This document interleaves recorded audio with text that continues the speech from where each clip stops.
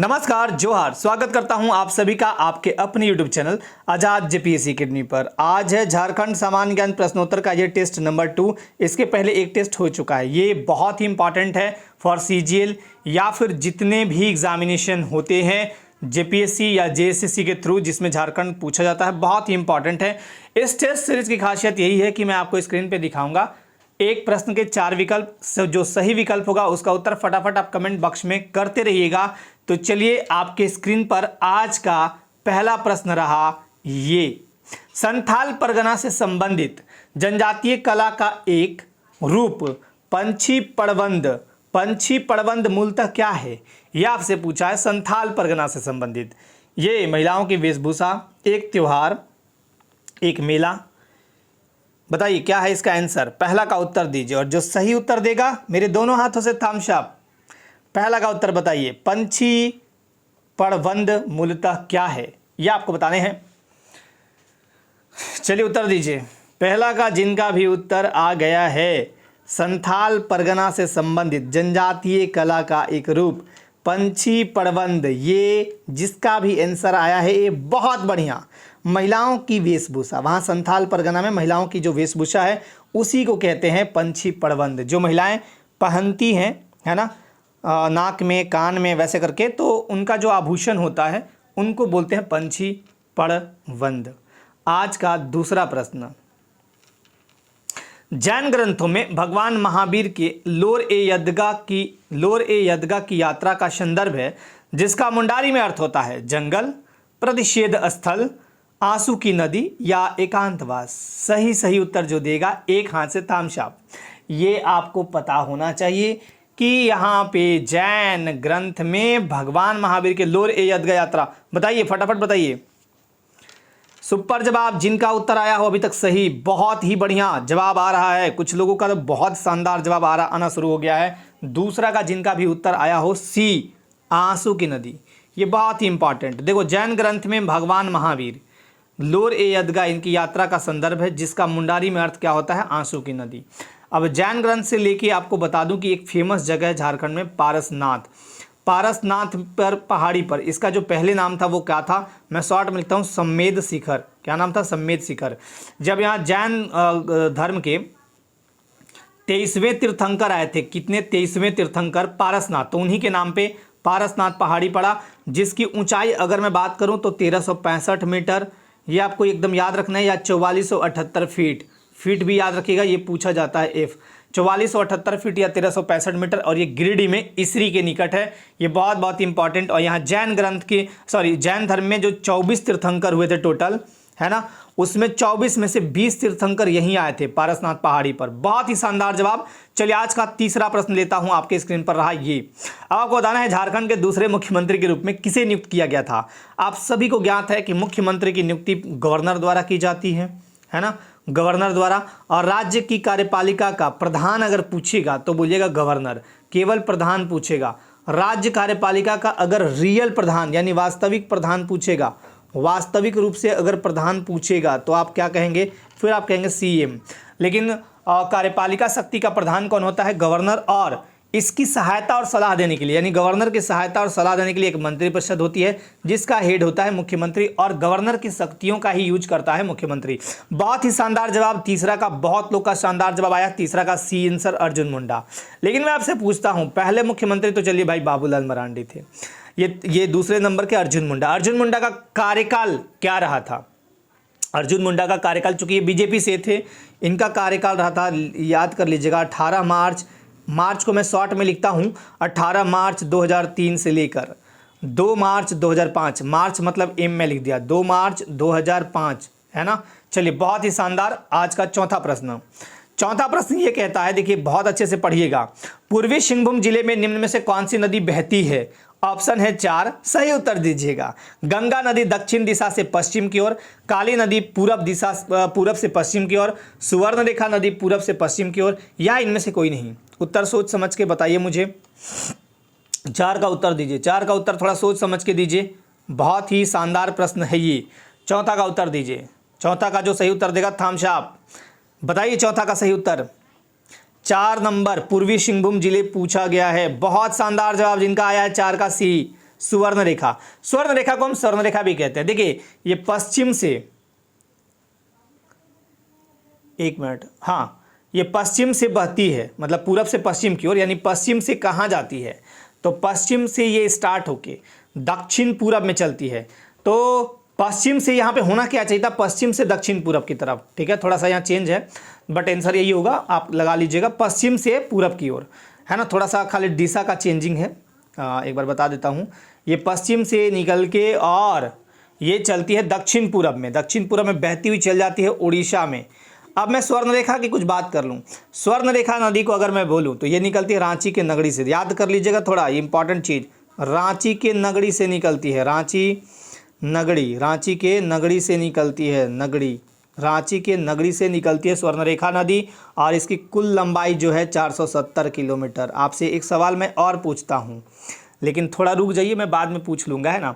इसकी रेत में, स्वर्ण रेखा की रेत में सोना का अंश पाया जाता है, सोना नहीं पाया जाता है, सोना का अंश, अंश मतलब कुछ भाग, ठीक है, सोना का अंश पाया जाता है, ठीक है।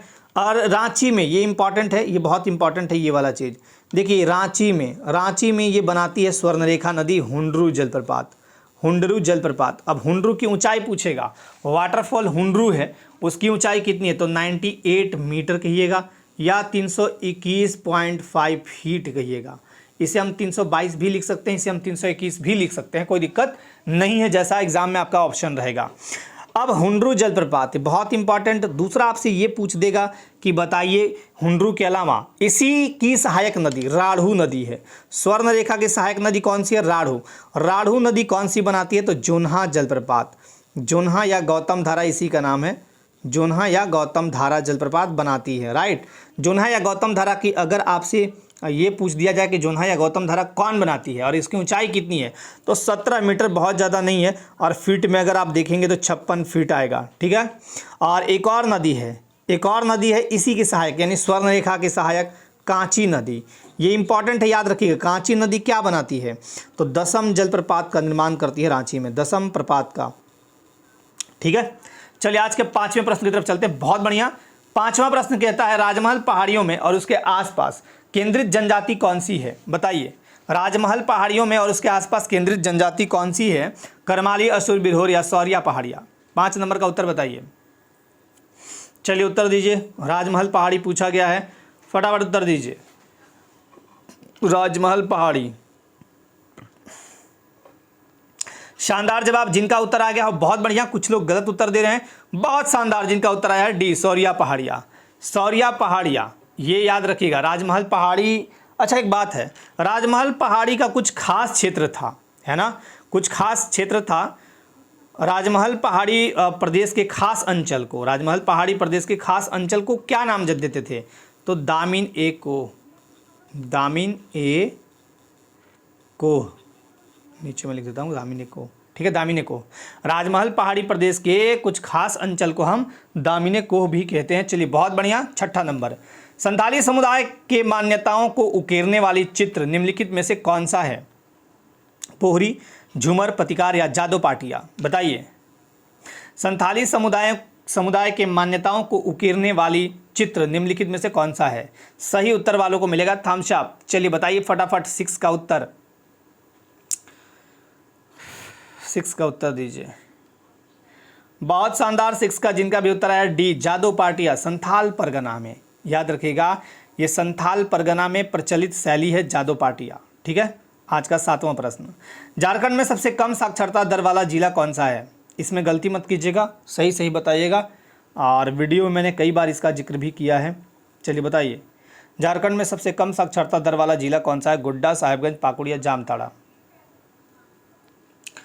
सबसे कम पूछा है लिटरेसी, बताइए कौन सा है, गोड्डा, साहिबगंज, पाकुड़ या जामताड़ा। 7 नंबर का उत्तर बताइए, जिनका भी सही उत्तर है बहुत बढ़िया, थम्स अप। पाकुड़, पाकुड़ का जो साक्षरता दर है 48.82%, ठीक है, कितना है 48। अगर आपसे पूछेगा सर्वाधिक, सबसे अधिक किसका है, तो आप बोलेंगे रांची का है। रांची का कितना है 76.06%, ये लिटरेसी रेट है रांची का, ठीक है। चलिए आज का 8वां प्रश्न, झारखंड में सरहुल त्यौहार किस ऋतु में मनाया जाता है, इसमें तो गलती मत कीजिएगा, बहुत सिंपल सा प्रश्न पूछा है, इससे कुछ डाटा मैं बताऊंगा आपको, वो डाटा आपको याद कर लेने हैं। झारखंड में सरहुल त्यौहार किस ऋतु में मनाया जाता है, ये डाटा के लिए मैंने क्वेश्चन रखा है। 8 का उत्तर बताइए, 8 का उत्तर दीजिए। शानदार उत्तर, बसंत ऋतु, बहुत बढ़िया। अब ये देखिए सरहुल क्या है, प्रकृति का पर्व है। सरहुल क्या है, प्रकृति का पर्व। यूं कहें कि फूलों का त्यौहार है, प्रकृति का पर्व है ना, फूलों का त्यौहार। सरहुल बसंत में बहुत सारे फल फूल निकलते हैं, तो फूलों का त्यौहार हो गया। उसके अलावा ये मनाया कब जाता है, लेकिन उसके पहले मैं बताता हूँ, कृषि कार्य जब प्रारंभ होता है उससे पूर्व ये त्यौहार मनाया जाता है। जैसे बसंत में कृषि कार्य स्टार्ट नहीं होता, उसके पूर्व ही मनाया जाता है, राइट। दूसरा चीज़, जनजातियों का सबसे बड़ा पर्व। मैं ये नहीं बोल रहा हूँ, किसी जनजाति का नाम नहीं ले रहा हूँ, जनजातियों का सबसे बड़ा पर्व, जनजातियों का सबसे बड़ा पर्व कौन सा है, सरहुल है। अब सबसे इंपॉर्टेंट सुनिएगा, मनाया कब जाता है, तो याद कर लीजिए चैत माह, ठीक है। चैत माह शुक्ल पक्ष की तृतीया को, शुक्ल पक्ष तृतीया को ये मनाया जाता है, ठीक है। चलिए तृतीया। एक चीज़ और यहाँ पे इंपॉर्टेंट क्या है कि कुछ जनजाति कुछ अलग अलग नाम से जानते हैं। जैसे उरांव इसे क्या कहते हैं, तो उरांव इसे कहते हैं खद्दी। याद रखिएगा, सरहुल का नाम उरांव लोग क्या कहते हैं, खद्दी, ठीक है। संथाल लोग क्या कहते हैं, तो संथाल लोग क्या कहेंगे, बापरब या बापरूब, बापरब या बापरूब। एक और जनजाति है खड़िया, तो खड़िया इन्हें क्या कहती है, खड़िया कहती है जकोर। यानी सरहुल का नाम क्या क्या हो गया, सरहुल को खड़िया जकोर कहते हैं, उरांव खद्दी कहते हैं, और संथाल बापरब कहते हैं। जैसे आप समोसा खाते हैं तो कोई समोसा कहता है, कोई सिंघाड़ा कहता है, ठीक है। 9 नंबर पे चलते हैं। झारखंड के किस स्थान को, यहाँ माफ़ कीजिएगा थोड़ा फॉन्ट का दिक्कत, या स्थान था, है ना। झारखंड के किस स्थान को प्राचीन काल में हरित कीवाना नाम से जाना जाता था, हरित कीवाना। हरित कीवाना किस नाम से किसको जाना जाता था, रांची, देवघर, बुंडू या डाल्टनगंज। उत्तर दीजिए 9 का। 9 का उत्तर बताइए फटाफट, 9 का उत्तर दीजिए। वाह, शानदार उत्तर, गलत उत्तर, गलत उत्तर, सही उत्तर, वाह वाह वाह वाह, क्या बात है। 9 का जिनका भी उत्तर आया हो बी, देवघर, बहुत बढ़िया, देवताओं का घर, और यही है आपका बैजनाथ धाम, ठीक है, देवघर। यहाँ एयरपोर्ट भी बन चुका है, खुल चुका है, चालू हो चुका है। 10 नंबर चलिए। सोन नदी जो झारखंड के गढ़वा तथा पलामू जिलों के मध्य सीमा बनाती है, कहाँ से शुरू होती है, मध्य प्रदेश, पलामू, बिहार या अमरकंटक। सोच समझकर सही सही जवाब दीजिएगा इसमें। 10 नंबर का, 10 नंबर बताइए, 10 नंबर का उत्तर दीजिए। शानदार जवाब, 10 नंबर का जिनका भी उत्तर आया हो, शानदार, जिनका भी उत्तर आया हो अमरकंटक।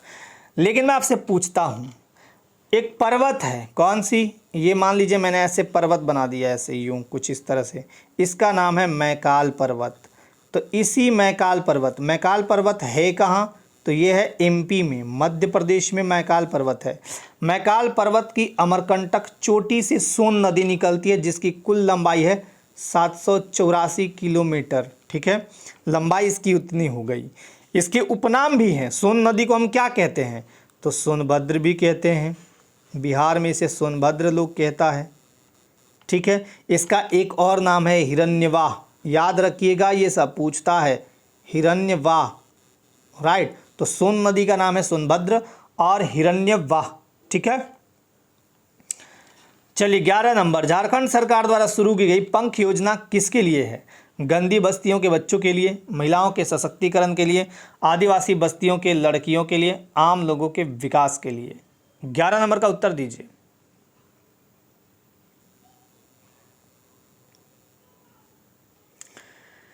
ग्यारह नंबर का उत्तर बताइए।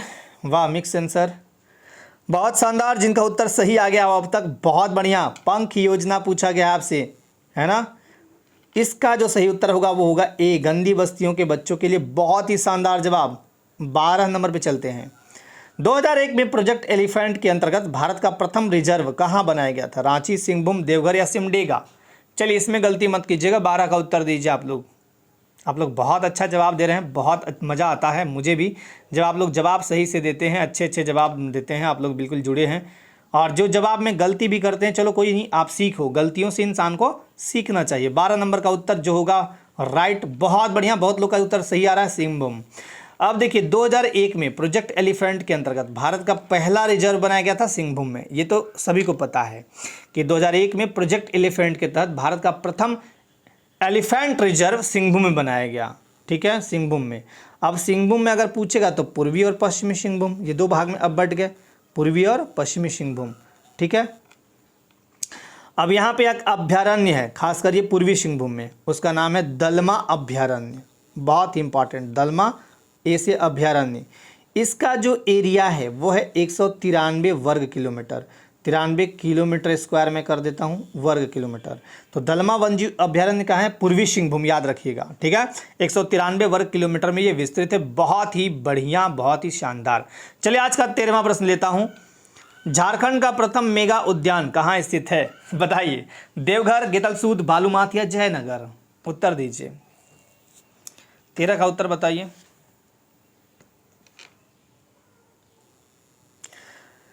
वाह, सुपर जवाब। जिनका उत्तर 13 का सही आ गया हो, बाकी लोग भी जवाब दीजिए फटाफट।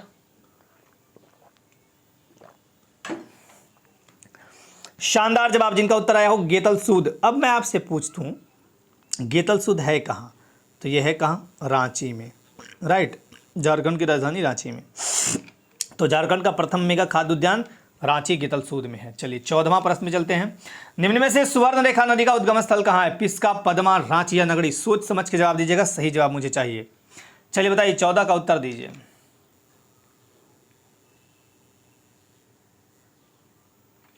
स्वर्ण रेखा, अभी मैंने जस्ट कुछ देर पहले चर्चा किया था कि स्वर्ण रेखा निकलती कहाँ से है? रांची के नगड़ी से निकलती है। याद रखिएगा, छोटा नागपुर पठार रांची के नगड़ी से, जिसकी लंबाई है 470 किलोमीटर।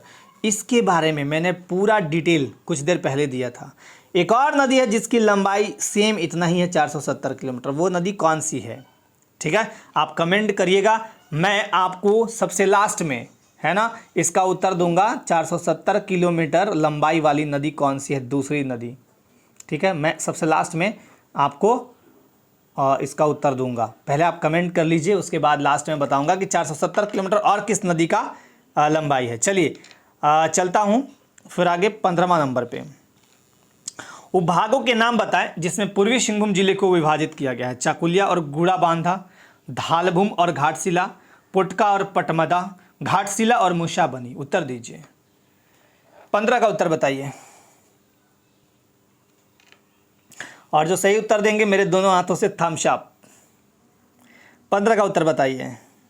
वाह, सुपर और शानदार जवाब। कुछ लोग तो कंफ्यूज हो रहे हैं, बाकी बहुत बढ़िया जवाब। जिनका आया है 15 का सही उत्तर, पूर्वी सिंहभूम जिले को उपभाग में विभाजित किया था धालभूम और घाटशिला। बहुत बढ़िया, बहुत शानदार। आज का 16वां प्रश्न। झारखंड में जोतों का औसत आकार प्रति व्यक्ति कितना हेक्टेयर है, यह पूछा गया है। 1.17 हेक्टेयर, 1.28 हेक्टेयर, 0.08 हेक्टेयर या 38 हेक्टेयर? यह आपको बताने हैं। 16 का उत्तर बताइए।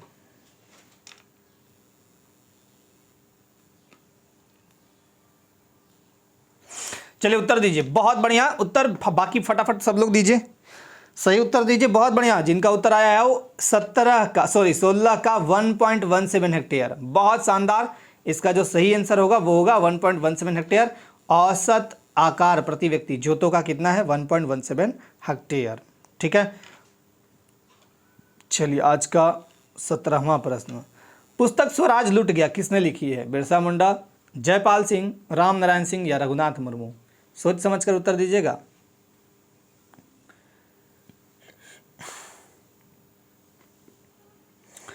वाह, क्या बात है। चलिए अच्छी बात है। 17 का जिनका उत्तर है, बहुत बढ़िया, सी, राम बाबू। इनका पूरा नाम है बाबू राम नारायण सिंह, है ना। पुस्तक स्वराज लुट गया किसने लिखा है? बाबू राम नारायण सिंह। आज का 18वां प्रश्न। राज्य द्वारा दिया जाने वाला सर्वोच्च नागरिक पुरस्कार कौन सा है? Padmashri, life time achievement, Bharat Ratna या झारखंड सेवा रत्न? बताइए।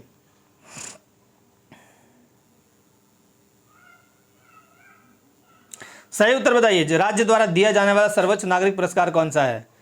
वाह, शानदार जवाब। 18 का जिनका भी आया है, डी, झारखंड सेवा रत्न पुरस्कार। विभिन्न क्षेत्रों में देखा जाता है कि बहुत अच्छा काम किए तो आपको यह पुरस्कार दिया जाता है झारखंड सरकार द्वारा। आज का 19वां प्रश्न। छोटा नागपुर शैली की कला को किस प्रसिद्ध कलाकार ने प्रोत्साहित किया था? हरेन ठाकुर, मुकुंद नायक, ललित मोहन राय या सुधींद्र नारायण सिंह, बताइए 19 का उत्तर दीजिए।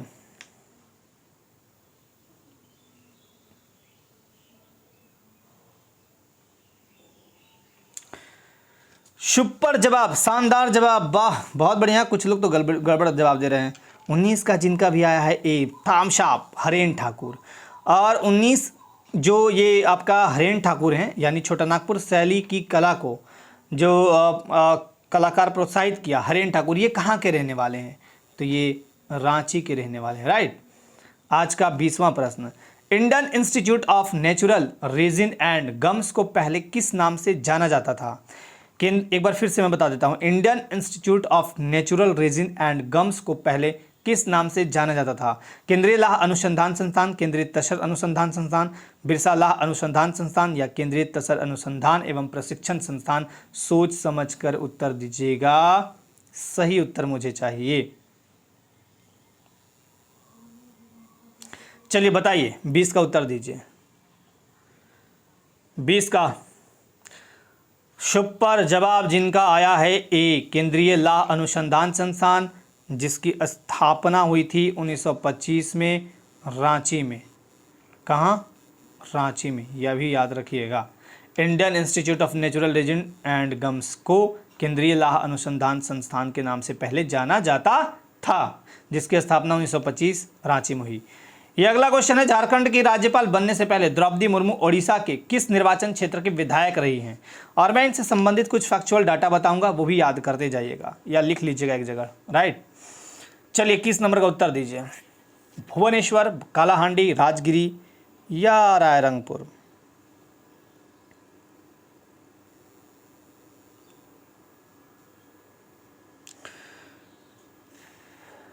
वाह सुपर, जिनका उत्तर डी आ रहा हो, रायरंगपुर।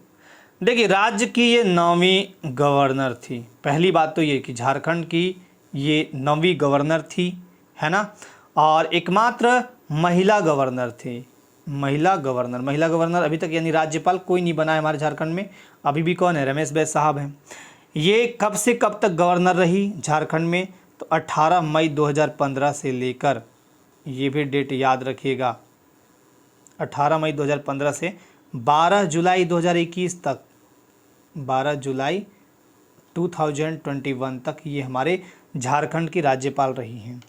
अच्छा, ये जो द्रौपदी मुर्मू हैं वो किस जनजाति से बिलोंग करती हैं? तो ये संथाल जनजाति से बिलोंग करती हैं, राइट। अब मैं इनके बारे में कुछ और डाटा बताता हूँ आपको, ठीक है। देश की पहली आदिवासी महिला राष्ट्रपति हैं ये, देश की पहली आदिवासी महिला राष्ट्रपति हैं ये तो बहुत इंपॉर्टेंट है, ठीक है, ये तो याद रखिएगा। और अगर आपसे पूछेगा कि कैवीं राष्ट्रपति बनी है ये भारत की, तो 15वीं नंबर की, ठीक है, कैवीं राष्ट्रपति बनी है 15वीं। इतनी बात तो आपको याद रखना चाहिए। 22 नंबर में आते हैं। 2011 की जनगणना के अनुसार रांची जिला का साक्षरता दर, इसमें कोई गलती नहीं करेगा, सही सही जवाब दीजिएगा। मैंने ये बताया भी है कुछ देर पहले, ठीक है। चलिए उत्तर दीजिए। वाह क्या बात है, सही जवाब 76.06%, बहुत बढ़िया। चलिए आज का 23वां प्रश्न, बिरसा मुंडा पुरस्कार उन लोगों को दिया जाता है जिन्होंने खाली स्थान के क्षेत्र में राज्य को गर्वित किया है? चिकित्सा, सामाजिक कल्याण, खेल या भाषा और साहित्य? चलिए उत्तर दीजिए 23 का। बिरसा मुंडा पुरस्कार किसे दिया जाता है? सुपर जवाब जिनका उत्तर आ गया हो, बहुत बढ़िया, खेल, थामशाप, ठीक है, खेल, बहुत ही शानदार जवाब। आज का 24वां प्रश्न, राज्यपाल की योग्यता से संबंधित अनुच्छेद कौन सा है? 157 आर्टिकल नंबर, 161, 163, 172? चलिए पहले उत्तर दीजिए, मैं आपको कुछ कुछ चीज़ें यहाँ पे बता दूंगा और आप याद भी रखिएगा। राज्यपाल की योग्यता, ठीक है, शानदार उत्तर जिनका उत्तर आया है ए, बहुत ही बढ़िया। 157 में योग्यता बताई है। योग्यताएं क्या होनी चाहिए? देखिए पहली बात तो ये कि भारत का नागरिक हो, दूसरी बात तो ये कि कम से कम न्यूनतम उम्र 35 साल हो, और तीसरा कि वो पागल दिवालिया, मतलब जो उनके निर्वाचन क्षेत्र में संसद द्वारा जो प्रावधान किए गए वो आता हो, है ना, संसद द्वारा जो आता है। और ये सबसे इम्पॉर्टेंट एक तो ये है, तीसरे नंबर पे, चौथा वो रख लीजिए कि ये लाभ के पद पर ना हो, ठीक है। पहला है कि आपका भारत का नागरिक हो, न्यूनतम उम्र 35 साल हो, लाभ के पद पर न हो और संसद द्वारा जो इनके लिए प्रावधान किए गए वो होना चाहिए। ठीक है, चलिए 161 क्या कहता है? राज्यपाल का क्षमादान का शक्ति, अगर किसी को सजा वजा हो गया है तो क्षमादान का शक्ति राज्यपाल के पास आर्टिकल 161 के तहत होता है। 163 क्या कहता है? राज्यपाल की सहायता और सलाह देने के लिए एक मंत्री परिषद होगी। मैंने अभी जस्ट ऊपर चर्चा भी किया था। ठीक है, राज्यपाल की सहायता और सलाह देने के लिए एक मंत्री परिषद होगी, जिसका हेड कौन होता है? तो चीफ मिनिस्टर यानी सीएम होता है। ठीक है, 172 क्या कहता है आर्टिकल नंबर? विधानसभा की अवधि, विधानसभा की अवधि यानी विधानसभा की अवधि क्या होती है? अवधि 5 साल होती है ना। विधानसभा की अवधि 5 साल होती है, लेकिन राज्यपाल पहले भी चाहे तो मुख्यमंत्री के कहने पे भंग कर सकता है, विधानसभा अध्यक्ष के कहने पे भंग कर सकता है। ठीक है, या मुख्यमंत्री भी कहते हैं तो उनकी बात सुना जाता है, ऐसा नहीं है, बट विधानसभा की अवधि 5 साल होती है और अगर वो पहले कह दें तो भंग हो जाती है। चलिए आज का फिर चलते हैं। अच्छा, राज्यपाल का योग्यता वगैरह तो हो गया, ये कितने दिन तक रहेंगे? तो ये 5 साल इनकी कार्यकाल होती है, 5 वर्ष, ये भी याद रखिएगा। ठीक है, आज का 25वां प्रश्न, झारखंड के संबंध में झीपली क्या है? झीपली क्या है बताइए?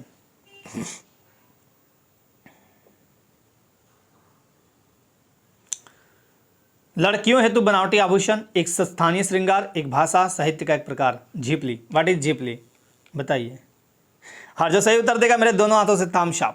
बहुत शानदार, जिनका उत्तर अभी तक आ चुका है, ये होता है लड़कियों हेतु बनावटी आभूषण। संथाली महिला, जैसे संथाली कोई महिला है वो कुछ पहनती है, कान नाक ये वगैरह वगैरह, तो उसके बनावटी आभूषण को हम कहते हैं झीपली।